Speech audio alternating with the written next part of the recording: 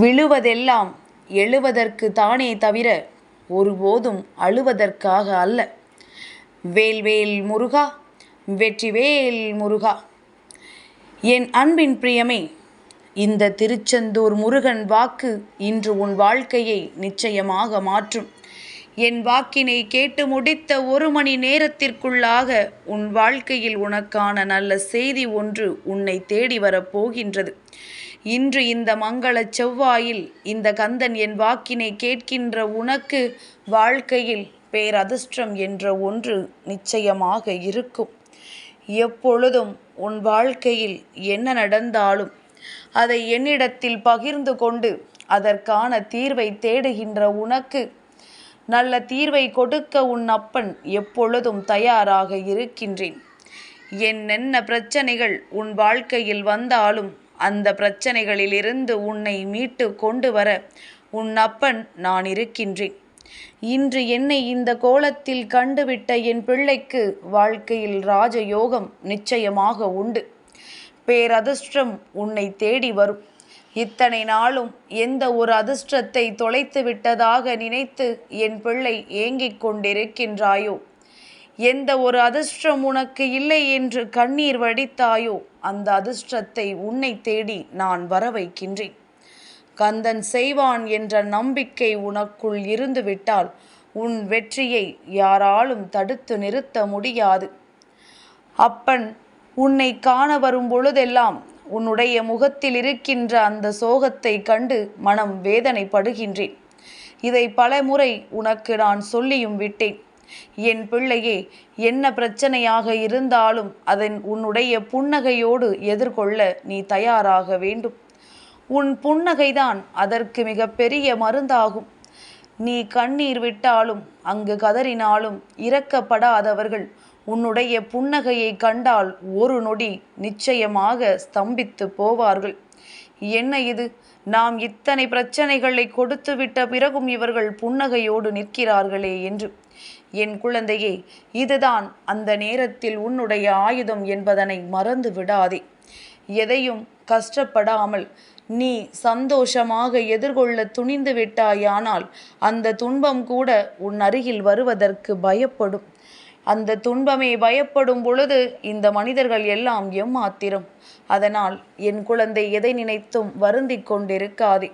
வாழ்க்கையில் நடக்கின்ற விஷயங்கள் எல்லாவற்றிற்குமே நீ எப்பொழுதும் சரியான பாதையை தேர்ந்தெடுத்து உனக்கான வெற்றியை நீ உருவாக்கி கொண்டிரு. நான் உன்னை நல்வழிப்படுத்துவேன் என்பதில் உனக்கு நிச்சயமாக சந்தேகம் ஏதும் தேவையில்லை. இந்த கந்தன் உன் வாழ்க்கையில் உன்னை காண ஓடி வருகின்ற ஒவ்வொரு நொடிப்பொழுதும் நான் உன் வாழ்க்கையில் ஒவ்வொரு அதிசயத்தையும் நடத்தி கொண்டே இருக்கின்றேன். உனக்கு என்ன வேண்டும் என்பதனை பார்த்து பார்த்து நான் தந்து கொண்டிருக்கின்றேன். இத்தனை காலமும் நீ பட்ட அவமானங்கள் எல்லாம் என் காலடியில் பொசுங்கி போகும் என்பதனை என் பிள்ளை மறந்து விடாதே. திருச்செந்தூர் முருகன் உன் வாழ்க்கையில் விளக்கேற்றுவான், நீ கேட்டதை கொடுப்பான் என்ற உனக்குள் இருக்கின்ற அந்த நம்பிக்கை இந்த மங்கள செவ்வாயில் உன் வாழ்க்கையாக மாறப்போகின்றது. செவ்வாய் என்பது இந்த கந்தனுக்கு உரிய நாள் அல்லவா? இந்த நாளில் என்னை தேடி வந்த பிள்ளைகள் வாழ்க்கையில் தான் நினைத்ததை சாதிக்காமல் போனது கிடையாது.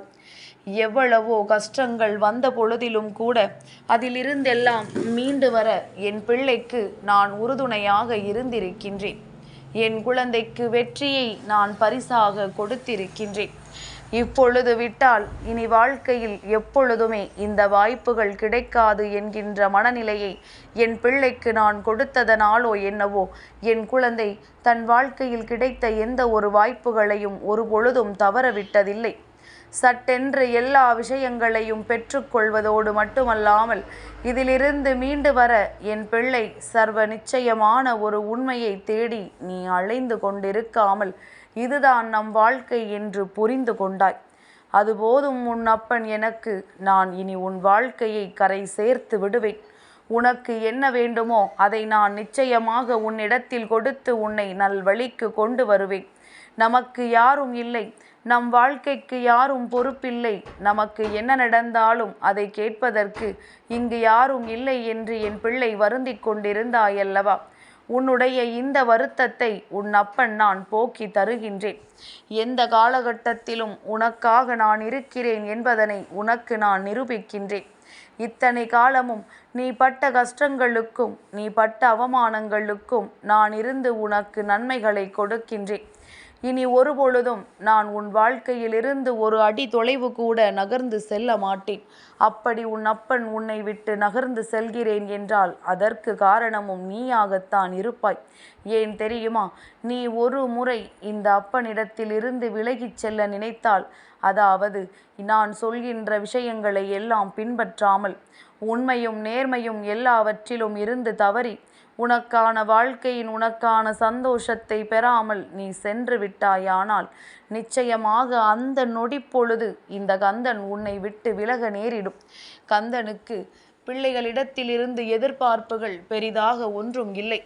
என் குழந்தை, உன் மனதில் இருக்கின்ற உண்மை அடுத்தவர்களுக்கு துரோகம் செய்யாமல் இருப்பது, உனக்குள் இருக்கின்ற நேர்மை, எல்லா விஷயங்களையும் சரியாக எதிர்கொள்வது, இது ஒன்று மட்டும் உனக்குள் இருந்து விட்டால் போதும்.